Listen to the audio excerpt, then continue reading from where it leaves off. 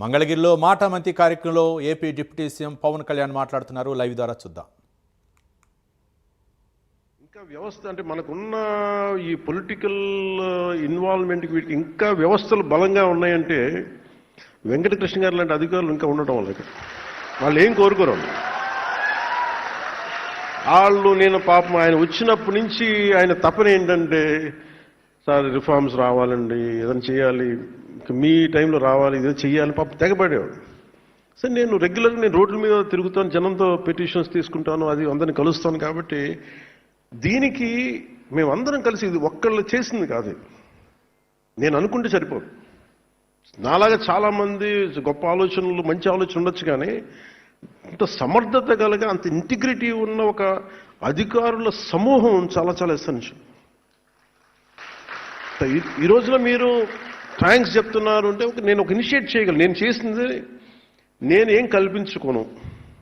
I need a clean and transparent governance కావాలి ఈ మన శాఖ, నా కంట్రోల్లోని శాఖ గురించి. సో నేను ఎవరికి కూడా నేను ఒకటే సింపుల్ డైరెక్షన్ ఇచ్చాను. నాకు ఎవరో తెలియదు. నా స్థాయిలో నేను ట్రాన్స్ఫర్ చేసే ఒక 10-12 ఉంటాయి, 40 26 నేను చేయగలిగే నేను ట్రాన్స్ఫర్ చేసాను 10 కేటగిరీస్. నేను చేయగలిగే ఏం చేశానంటే, మీరు నాకు వీళ్ళెవరో తెలియదు. నాకు ఇక్కడ నా తండ్రి తాలూకు అనుభవం నాకు పనిచేసిన తండ్రి ఉద్యోగం తాలూకు అనుభవం అంటే సీనియారిటీ చూడండి, ఇంటిగ్రిటీ చూడండి, కేపబిలిటీ చూడండి. అండ్ ఇవన్నీ చూసి నాకు ఒక లిస్ట్ ఇవ్వడం చెప్పారు. నాకు వీళ్ళెవరు దీన్ని మీరు కొంత పర్సనల్గా కొంత రిపోర్ట్స్ తీసుకోండి. అలాగే దాంతోపాటు ప్రతి మంత్రి గారు కానీ ఎమ్మెల్యేస్ కానీ ఏమి ఇచ్చినా కానీ వాళ్ళ లిస్ట్ కూడా తీసుకోండి. వాళ్ళు కూడా జనరల్గా సిఫార్సులు చేస్తారు, మాకు ఈ అధికారి కావాలి, ఈ అధికారి కావాలంటే. నేనేం చెప్పానంటే, ఎవరిని డిసప్పాయింట్ చేయొద్దు, కానీ మీరు ఒక ఫ్రేమ్వర్క్ పెట్టండి. ఒక అధికారికి ట్రాన్స్ఫర్ కావాలన్నా ప్రమోషన్ కావాలన్నా ఒక ఫ్రేమ్వర్క్ పెట్టండి. ఆ ఫ్రేమ్వర్క్లో గౌరవ మంత్రి వర్గ సభ్యులు ఇచ్చినా, గౌరవ ఎమ్మెల్యేలు ఇచ్చినా కానీ మీరు ఆ ఫ్రేమ్వర్క్లో పడితే ప్లీజ్ యాక్సెప్ట్ ఇట్. ఆ ఫ్రేమ్వర్క్లో పడపోతే అది నేను చెప్పినా కానీ చేయగలను. ఇంతే నేను ఇచ్చిన సింపుల్ డైరెక్షన్ ఇచ్చాను. ఎందుకంటే మనకి ఎఫిషియెంట్ అఫీషియల్స్ ఉన్నప్పుడు మనం ఇవ్వగలిగేది పాలసీ డైరెక్షన్ ఇస్తాం. సో సమర్థవంతంగా చేసి ఈ రోజున మనం సాధించింది ఏంటి అంటే, ముందు 10,000 మంది పైచిలుకు దాదాపు ఇంకొక 3-4 వేలు వస్తాయి మన ప్రమోషన్స్. ఇది ఉమ్మడి ఆంధ్రప్రదేశ్లో కూడా జరగలేదు. ఈ రోజుకి నాకు మన తెలంగాణలో జరిగిందో లేదు కూడా నాకు ఇంకా తెలియదు. ఐ థింక్ ఇది ఇంకా ఇలాంటి రిఫార్మ్స్ ఇంకా ఇంత పదోన్నతులు ఇంకా అక్కడ జరిగినట్లేదు. అంటే ఇది ఒక ప్రెసిడెంట్ అయింది మన ఆంధ్రప్రదేశ్కి. సో నేను మీ బాగోగులు కోరుకునే వ్యక్తి.